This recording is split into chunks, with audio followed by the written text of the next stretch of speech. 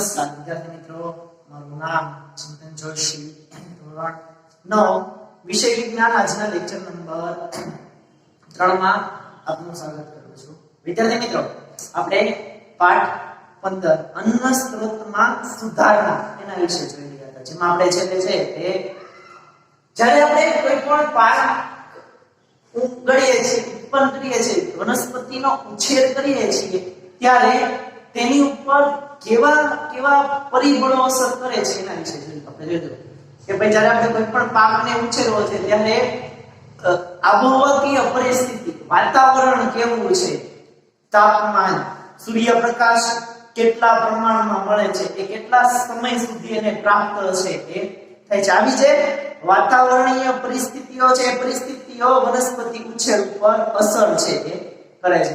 અલગ અલગ ભૌગોલિક પ્રદેશો કે આબોહવાકીય પરિસ્થિતિ પ્રમાણે વનસ્પતિઓ અલગ અલગ પ્રકારે ઉત્પન્ન થાય છે, પાક અલગ અલગ ઉત્પન્ન થતો જોવા મળે છે. આવા પરિબળો છે એ ચોક્કસ પ્રમાણે વનસ્પતિ કે પાક ઉછેર ઉપર અસર કરતા જોવા મળે છે. એ જેને આપણે વનસ્પતિ ઉછેર તરીકે છે એને ઉપર અસર કરતા પરિબળો તરીકે છે એ સ્વીકારેલા છે. આગળ વાત કરીએ વિદ્યાર્થી મિત્રો, તો આપણે એના આધારે જે આબોહવાકીય ફેરફારો થાય છે અને જે ચોક્કસ સમયગાળા દરમિયાન આપણે જે કંઈ પણ પાક લઈએ છીએ એ પાકને બે ભાગમાં વહેંચેલા, એક ખરીફ પાક, બીજો રવિ પાક. ચોમાસાની કે વર્ષા ઋતુની સિઝનમાં એ દરમિયાન જે કંઈ પણ પાક લેવામાં આવે છે એને આપણે ખરીફ પાક કહીએ છીએ, અને શિયાળા દરમિયાન શિશિર ઋતુમાં જે પાક લઈએ છીએ એને આપણે રવિ પાક છે એ કહીએ છીએ. આ બધી વિગતો છે આપણે જોઈએ. હવે આપણે સમજીએ કે ભાઈ ભારતમાં છે એ ક્યારથી પાક ઉત્પાદનમાં વધારો છે જોવા મળ્યો, ક્યારથી એવો સમય આવ્યો કે જ્યારથી ભારતમાં છે એ પાક વનસ્પતિ ઉછેરમાં ફેરફાર થવા માંડ્યો અને આપણને પાક ઉત્પાદનમાં વધારો છે. આપણે આગળ વાત કરી તે મુજબ કે ભાઈ હરિયાળી ક્રાંતિ, શ્વેત ક્રાંતિ છે એ આવી, જેને લીધે કૃષિ ઉત્પાદનો જે છે એમાં ધરખમ વધારો થતો આપણને જોવા મળે છે. ઉત્પાદનમાં વધારો થયો છે, પાક ઉત્પાદનમાં છે એક અનેક ગણો વધારો છે થયો છે. તો ભારતમાં આપણે અન્ન ઉત્પાદનમાં વધારો કઈ રીતે કરી શકીએ એના વિશે છે એ જોવાનું છે. ભારતમાં અન્ન ઉત્પાદનમાં વધારો, તો તમે 1952 થી 2010 સુધીની વાત કરો ને ભારતમાં, ત્યારે ખેતી લાયક જમીન માત્ર 25% છે હતી. કેટલી? 1952 થી 2010 સુધી જે ખેતી લાયક જમીન છે એમાં 25% વધારો થયો, એટલે કે ખેતી લાયક જમીનનું પ્રમાણ છે એ વધ્યું. જમીનનું પ્રમાણ વધ્યું એટલે આપણે વધારે પ્રમાણમાં પાક છે એ કરી શકીએ અને અન્ન ઉત્પાદનમાં આપણે વધારો છે એ કરી શકીએ. ખેતી લાયક જમીનનું પ્રમાણ વધ્યું, અન્ન ઉત્પાદન 4 ગણું વધ્યું. અન્ન ઉત્પાદન 4 ગણું વધ્યું. અન્ન ઉત્પાદનમાં વધારો થયો. કઈ રીતે? તો કે 1952 થી 2010 સુધી આપણી પાસે જે કંઈ પણ ખેતી લાયક જમીન હતી એમાં કેટલો વધારો થયો? તો કે 25% નો વધારો થયો. એ દરમિયાન અન્ન ઉત્પાદન છે એ અન્ન ઉત્પાદન કેટલા ગણું વધ્યું? તો કે એ અન્ન ઉત્પાદન 4 ગણું વધ્યું, 4 ગણું વધારે છે જોવા મળ્યું. હવે એ માટે આપણે જે અન્ન ઉત્પાદનમાં સુધારણા કરવા છે તો એ દરમિયાન કઈ પદ્ધતિઓ છે વિકસાય કે ભાઈ અન્ન ઉત્પાદનમાં સુધારણા માટે ના પગલા, કેવા પગલા લીધા જેથી ભારતમાં અન્ન ઉત્પાદનમાં વધારો છે એ થઈ શકે? 25% ખેતી લાયક જમીન વધી, એનાથી અન્ન ઉત્પાદન 4 ગણું છે એ વધ્યું. તો પહેલા આપણે શું કરવું પડે છે? તો કે યોગ્ય બીજની પસંદગી કરવી પડે. અન્ન ઉત્પાદનમાં વધારો કરવો છે તો બીજની પસંદગી છે એ કરવી પડે. પછી પાકની યોગ્ય દેખરેખ અથવા તો એની માવજત, છોડના ઉછેરની યોગ્ય દેખરેખ, એની માવજત છે એ જરૂરી છે. અને પછી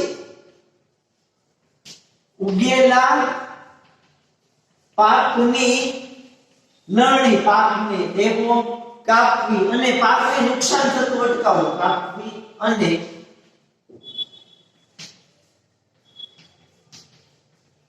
પાકને નુકસાન થતું અટકાવવું. આવા પગલા દ્વારા વિદ્યાર્થી મિત્રો આપણે પાક ઉત્પાદનમાં વધારો છે એ કરી શકાય છે, સુધારા કરી શકાય છે.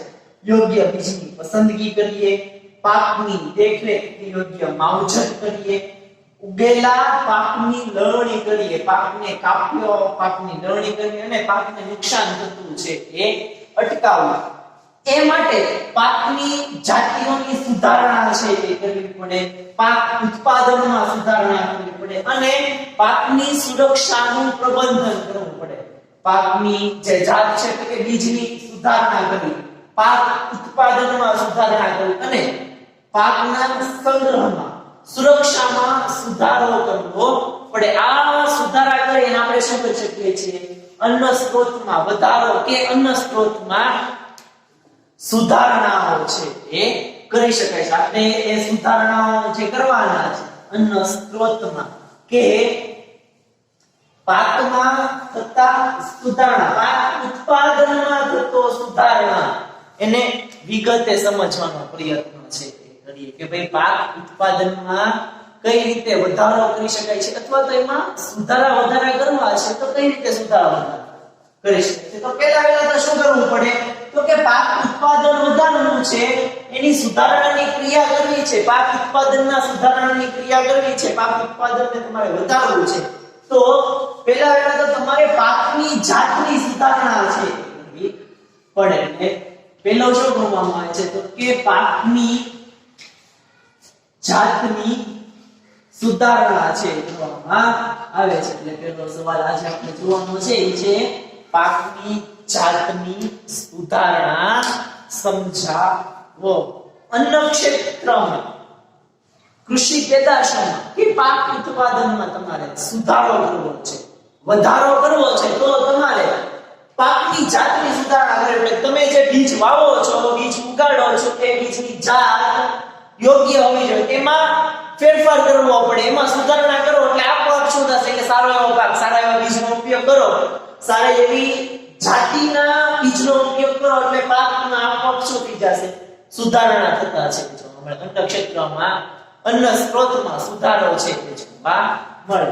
જોતા જઈએ કે ભાઈ પાકની જાતનો સુધારો આપણે કઈ રીતે કરી શકીએ છીએ અથવા તો એની જાતમાં સુધારણા કઈ રીતે લાવી શકીએ. તો વિદ્યાર્થી મિત્રો એવું કહેવાય છે કે ભાઈ પાકનું ઉત્પાદન સારું થાય, પાકનું ઉત્પાદન સારું થાય. ક્યારે સારું થાય? તો કે તે પ્રયત્ન પાકની જાતની પસંદગી ઉપર આધારિત છે. પાકનું ઉત્પાદન સારું થાય તે પ્રયત્ન પાકની જાતની પસંદગી પર આધારિત છે. પસંદગી પર આધારિત છે. યોગ્ય નિયત જાત, સારી એવી પાકની બીજ કે પાકની જાતિની પસંદગી કરીએ તો શું થશે? પાક ઉત્પાદન સારું છે. એટલે પહેલો પ્રયત્ન શું થાય છે કે આપણે જે બીજની પસંદગી કરવાની છે, પાકની જાતની પસંદગી કરવાની છે, એ કેવી હોય? સારી હોય, યોગ્ય હોય, ઉચ્ચ કક્ષાની જાત હોય તો પાક ઉત્પાદન છે આપણને કેવું મળી શકે છે વિદ્યાર્થી મિત્રો? સારું એવું પાક ઉત્પાદન છે એ મળી શકે છે. યોગ્ય પાક ઉત્પાદન આપણે મેળવી શકીએ છીએ. આગળ વાત કરીએ કે પાકની જાતિઓ કે જાતો માટે અલગ અલગ લક્ષણો છે એ જોવા મળે છે. આપણે કહી શકીએ કે ભાઈ પાકની જાતો કે જાતિઓ માટે, પાકની જાતો કે જાતિઓ માટે વિવિધ ઉપયોગી લક્ષણો છે. વિવિધ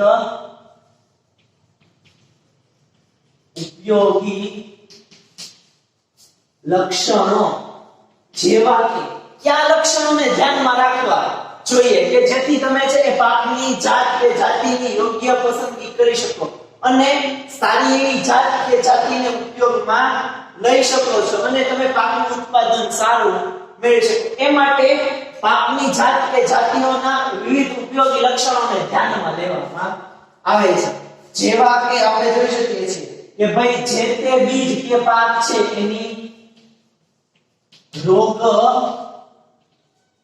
પ્રતિકારક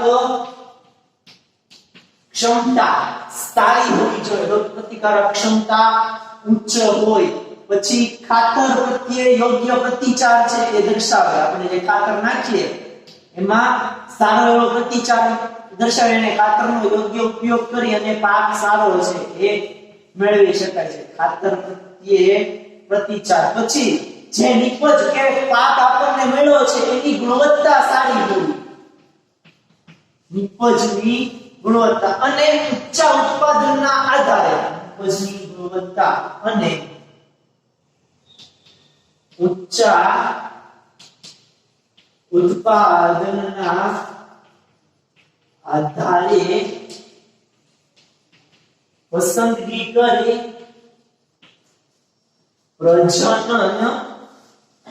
પસંદગી કરી પ્રજનન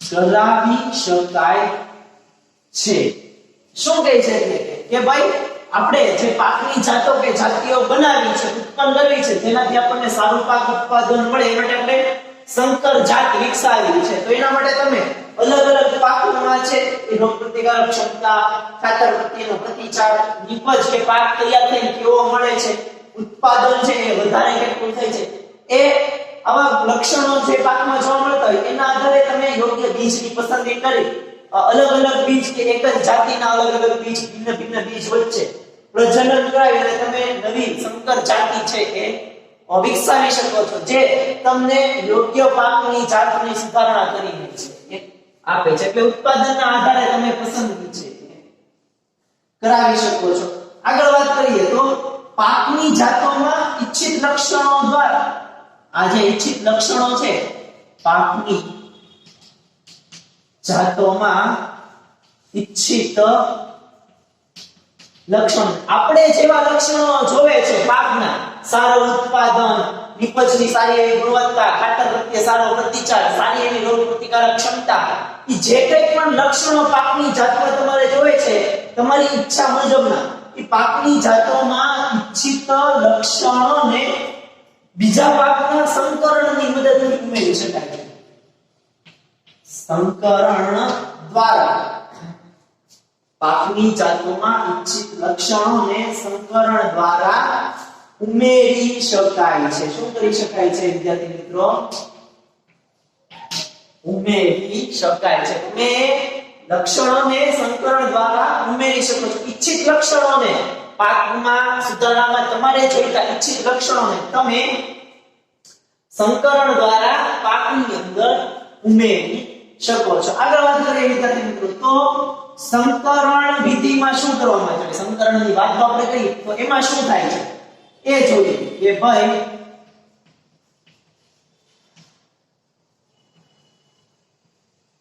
સંકરણ વિધિમાં વિવિધ આનુવંશિક લક્ષણો વાળા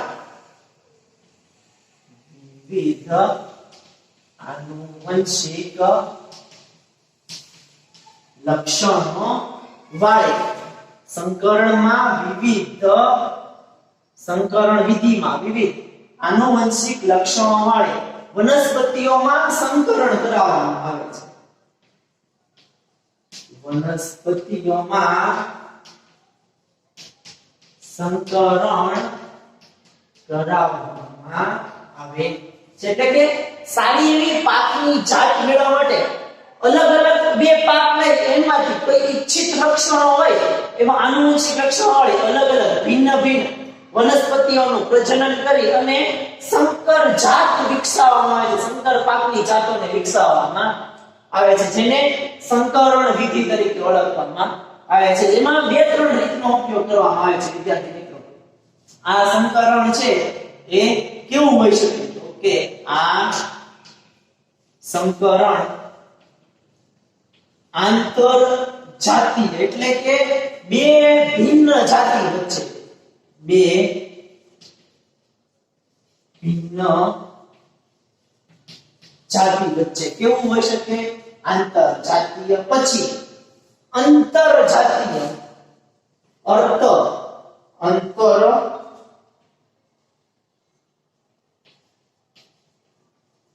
જાતીય જેમાં બે ભિન્ન પ્રજાતિની જાતિઓ હોય. બે એક જ પ્રજાતિ હોય એની બે ભિન્ન જાતિઓ. એક જ પ્રજાતિ બે ભિન્ન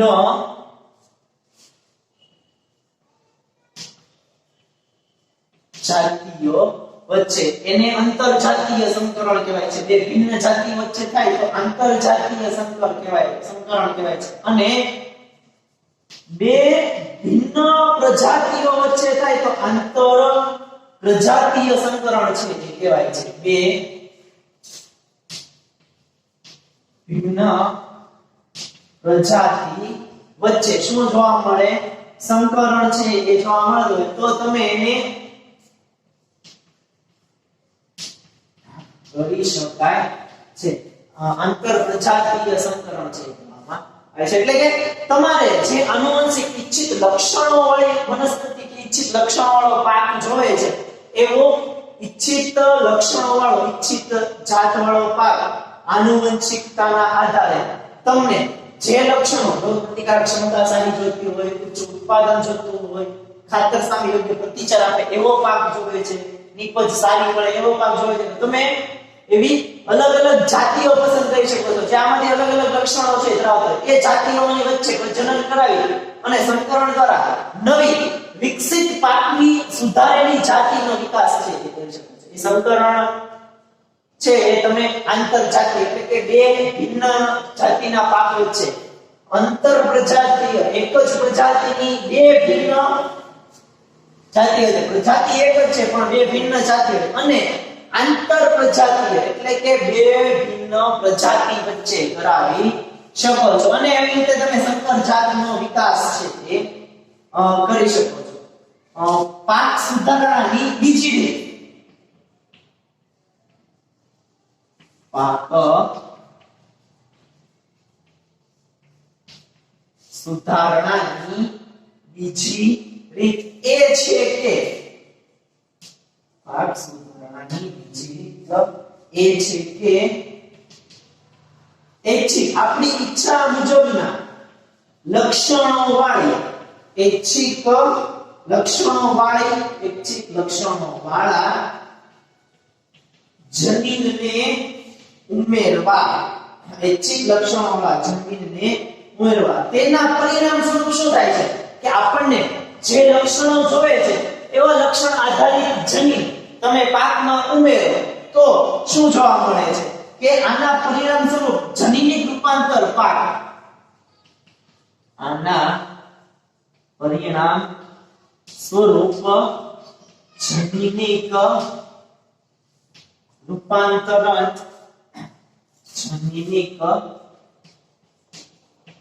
રૂપાંતરિત પાક GMCS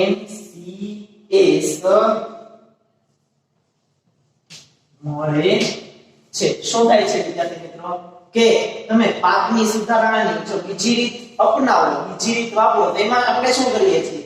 પહેલી રીતમાં પાકની જાત સુધારવા માટે તો કે આપણે સંકરણ છે કરાવીએ છીએ. એ સંકરણ એટલે જે આનુવંશિક લક્ષણો છે એને વનસ્પતિમાં એક પાકમાંથી બીજા પાકમાં એ લક્ષણોને છે લઈ જવા.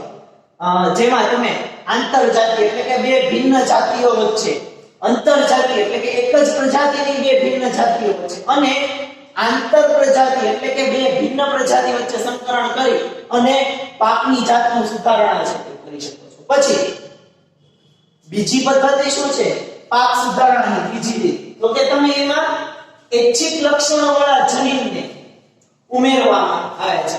વનસ્પતિના પાકમાં શું થાય છે પાકની બીજી સુધારણામાં કે જે આપણી ઈચ્છા છે એ ઈચ્છા અનુસારના જે લક્ષણો વનસ્પતિમાં છે એના જનીનને લઈ અને જનીનને ઉમેરવામાં આવે છે, જેથી આપણને જે પાક મળે છે એ કેવો થાય છે? જનીની રૂપાંતરિત પાક મળે છે, જેને GMCS તરીકે ઓળખવામાં આવે છે. જનીની રૂપાંતરિત પાક છે એ મળે છે. હવે જ્યારે આ રીતે તમે સંકરણ દ્વારા અથવા તો જનીની રૂપાંતરણ દ્વારા લક્ષણો અને આનુવંશિકતા લક્ષણોને એક પાકમાંથી બીજા પાકમાં લાવી જનીનની ફેરબદલી કરી બે જાતિ, એક પ્રજાતિની બે જાતિ કે બે પ્રજાતિ વચ્ચે સંકરણ કરાવી અને પાકની જાતને શું કરી શકો છો? સુધારી શકો છો. પાકની જાતમાં સુધારણા છે એ કરી શકો છો.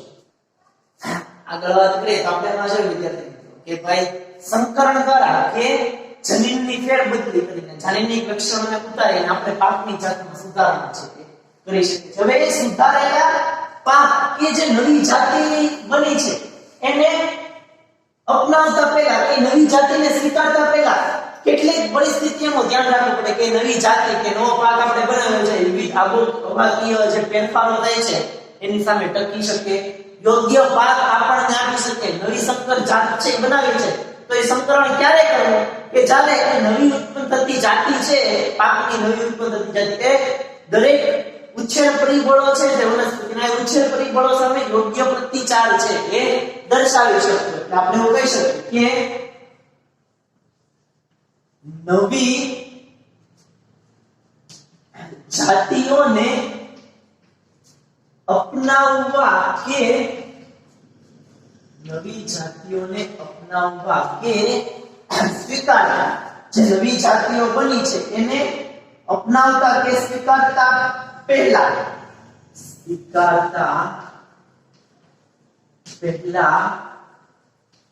આવશ્યક કેટલીક પરિસ્થિતિઓ, કેટલીક સમસ્યાઓ, કેટલીક આબોહવાકીય ફેરફારો છે એને ચકાસી લેવા જરૂરી છે એ બને છે. આવશ્યક છે કે જે નવી પાકની જાતિ બની છે એ પાકની જાતિ વિભિન્ન આબોહવાકીય પરિસ્થિતિઓ, અલગ અલગ પાકની જાતિની વિવિધ પરિસ્થિતિઓ, પાકની જાતિની વિવિધ પરિસ્થિતિઓમાં અલગ અલગ આબોહવાકીય ક્ષેત્ર કે વિસ્તારોમાં વિવિધ પરિસ્થિતિઓમાં જેમાં વિભિન્ન ક્ષેત્રો જે વિભિન્ન ક્ષેત્રો કે વિભિન્ન વિસ્તારોમાં ભિન્ન ભિન્ન હોય છે. વિભિન્ન વિસ્તારોમાં ભિન્ન ભિન્ન હોય છે તે સારું ઉત્પાદન આપી શકે. શું કરી શકે? સારું ઉત્પાદન આપી શકે છે. આ ચકાસણી કરવી પડે કે નવી જાત જે આપણે અપનાવીએ છીએ કે સ્વીકારીએ છીએ એ આવશ્યક છે કે આપણે જે પાકની જાતની પસંદગી કરીએ છીએ એ અલગ અલગ પરિસ્થિતિમાં, અલગ અલગ ક્ષેત્ર કે વિસ્તારમાં અલગ અલગ જાતિઓ છે જે આપણને શું આપી શકે? સારું ઉત્પાદન આપી શકે છે કે નહીં એની ચકાસણી કરવી છે એ જરૂરી બને છે. એ પછી જે શું થાય છે કે નવી જાતને અપનાવી કે સ્વીકારવી છે એ સિવાય ખેડૂતો છે તો એ ખેડૂતોને સારી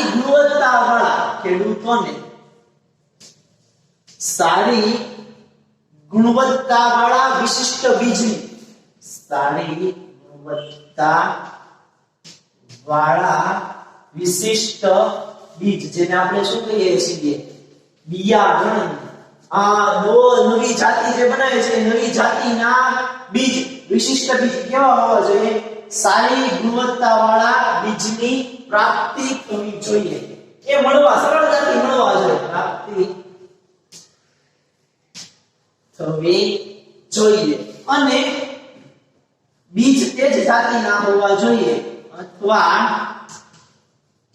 બીજ તે જ જાતિના હોવા જોઈએ છે અનુકૂળ પરિસ્થિતિમાં જાતિના હોવા જોઈએ જે અનુકૂળ પરિસ્થિતિમાં અંકુરણ પામી શકે એટલે કે પાકની જાતમાં સુધારો કરીએ પાકની જાતને સંકરણ કરાવીએ કે જનીનિક લક્ષણોની ફેરબદલી કરીએ એ દરમિયાન એ જે નવી જાતિ બનાવે છે તે અપનાવીએ સ્વીકારીએ છે એ પહેલા એ પાકની જાત વિવિધ પરિસ્થિતિમાં ક્ષેત્રમાં વિસ્તારોમાં સારું ઉત્પાદન આપવું જોઈએ અને એ પાક આધારિત સારી ગુણવત્તાવાળા બીજ ખેડૂતોને સરળતાથી પ્રાપ્ત થવા જોઈએ અને એ બીજનું છે એ ચોક્કસ પરિસ્થિતિમાં અંકુરણ થઈ શકવું જોઈએ એટલે કે એ બીજ યોગ્ય પરિસ્થિતિમાં ઉગી શકવા જોઈએ એનો ઉછેર છે યોગ્ય પ્રમાણમાં છે એ થઈ શકવો જોઈએ તો વિદ્યાર્થી મિત્રો આ રીતે પાકની સુધારણા કે પાક ઉત્પાદનમાં વધારો કરવા માટે સુધારણા કરવા માટે પહેલું જે પગથિયું કે પગલું લઈએ છીએ આપણે શું કરીએ છીએ પાકની જાતમાં સુધારણા કરવાનું પગલું છે લેવામાં આવે છે વિદ્યાર્થી મિત્રો આજનો લેક્ચર છે આપણે અહીંયા સુધી રાખીએ છીએ હોમવર્કમાં આજે લખાવેલો સવાલ એક વખત લખવાનો અને પાકો છે કરવાનો છે આગળનો આપણે નેક્સ્ટ લેક્ચર થી છે જોશું થેન્ક યુ